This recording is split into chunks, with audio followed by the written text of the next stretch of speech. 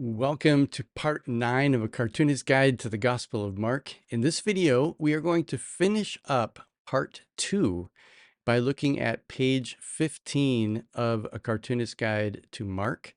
So let's dive in. This is chapter 10, verse 32 to 52. So let's scroll down here and just check out the PowerPoint. So Jesus is now moving toward Jerusalem with his disciples. And he says, "See, we are going up to Jerusalem, and the Son of Man will be handed over to the chief priests and the scribes, and they will condemn him to death. Then they will hand him over to the Gentiles. They will mock him and spit upon him and flog him and kill him, and after 3 days he will rise again." And then James and John, their response to this is they say, "Teacher, we want you to do for us whatever we ask of you." And Jesus says, "Well, what is it that you want me to do for you?" And they say, "Grant us to sit, one at your right hand and one at your left, in your glory." And the other disciples get mad. And Jesus replies to them, "You know that among the Gentiles, those whom they recognize as their rulers lord it over them, and their great ones are tyrants over them. But it is not so among you. But whoever wishes to become great among you must be your servant, and whoever wishes to be first among you must be slave of all. For the Son of Man came not to be served, but to serve, and to give his life a ransom for many." And then they make their way to Jericho, and they encounter a man named Bartimaeus who is blind. And he cries out, "Jesus, Son of David, have mercy on me." And Jesus responds, "What is it you want me to do for you?" "My teacher, let me see again." Jesus said, "Go, your faith has made you well." And Bartimaeus was healed, he was able to see, and he joined the crew as they made their way to Jerusalem. So now, as we walk through these passages, notice the first word, see. It seems this is the point of Mark. A key framing story happens back in Mark 8:22 to 26, which is on page 11. So let's go there real quick and just look. If you'll remember in this section, as Jesus is making his way from Syria and Phoenicia down to the Decapolis and then back to Galilee and then back to Bethsaida, he encounters this man who can't see. And in that story, there's two waves of the healing. The first wave, the man can kind of see, but he can't interpret what he sees. And then Jesus heals him all the way, and the man can see clearly. This happens in the middle of Jesus breaking these cultural boundaries, right? This is a really important part of what Mark is doing. So the Gospel of Mark is presenting Jesus as the Messiah who must suffer, die, and rise again. This is the third time that he tells this to his disciples, and they just don't see it. Evidence that they don't see it is how James and John respond to Jesus. James and John want glory and power, and the other disciples don't want them to have it, which implying that perhaps they want the power for themselves. And Jesus reminds them that his kingdom is not like the kingdoms constructed by human desires. Leaders in God's kingdom are not tyrants, they are servants. But the disciples, they just don't see it yet.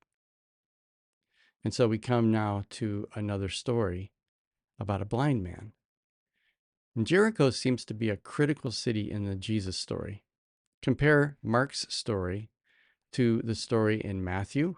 We can go over here to Matthew and look at how the travel from Galilee to Jerusalem also ends up in Jericho with two blind men. And also in Luke, as Luke ends his long journey from Galilee to Jerusalem, we come to the city of Jericho. And again, he encounters Bartimaeus and he encounters Zacchaeus. Jesus is another Joshua. Because remember, Jesus is the Greek form of the Hebrew name Joshua. So the first Joshua encountered Jericho on his way into the promised land. And now this another Joshua is coming to this city first in his march into the promised land. Walls came down that day through faith and obedience, not war. Perhaps Jericho is the place where we get to see the tone of the battle. Jesus encounters a blind man. Notice the parallel between Jesus' conversation with James and John and his conversation with Bartimaeus. They all ask Jesus to do something for them. And Jesus responds, "What do you want me to do?" James and John, they want Jesus to give them glory and power. But Bartimaeus, he just wants to see. See, I think Bartimaeus gets it. Now he sees, and the disciples are still in the dark. Our next stop is Jerusalem. There's one more thing I want to highlight in this video before we're done. This story of Bartimaeus marks the end of a section that some call Mark's travel narrative. Now, each of the synoptic gospels, Matthew, Mark, and Luke, have a section of the story that happens between Jesus' transfiguration up in the north part of the country and his triumphal entry in the south in Jerusalem. And this section is sometimes called the travel narrative. Each gospel author uses this section to highlight a specific aspect of Jesus' teaching. Matthew presents the community discourse in this section. Luke spends 10 chapters for this section and uses it to present the bulk of Jesus' teaching about the kingdom of God. Notice what Mark does. It seems to have a chiastic structure, which is a fancy word for like a symmetry. And it's a literary form that places the main point in the middle of the text, in the middle of the story. It has a symmetrical shape like CBA, BC. And when you see all of these stories laid out, you can kind of see a pattern like this. It begins with the disciples' inability to heal. And then Jesus warns them about his imminent death in Jerusalem.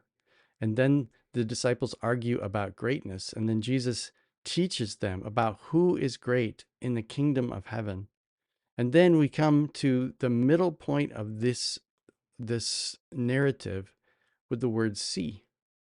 And he tells them again, see, we're going to Jerusalem. But then as we come out of the structure, we see that the disciples are arguing again about greatness and they just don't see it. And then we end where we began with a story of healing. And Bartimaeus is the one who can actually see. So to simplify, it seems that Mark wants us to see that the main point is to see. Now, I could be totally wrong about the structure. However, the fact that Mark deals with the disciples' misunderstanding of greatness 2 times in such a short section seems to indicate that this is a major point that Mark wants to make in his travel narrative. Jesus is going to Jerusalem to establish the kingdom of God, but the kingdom of God is not about power and greatness. It's about being a servant to all so that all are welcome in the kingdom of God. We'll see you in the next video.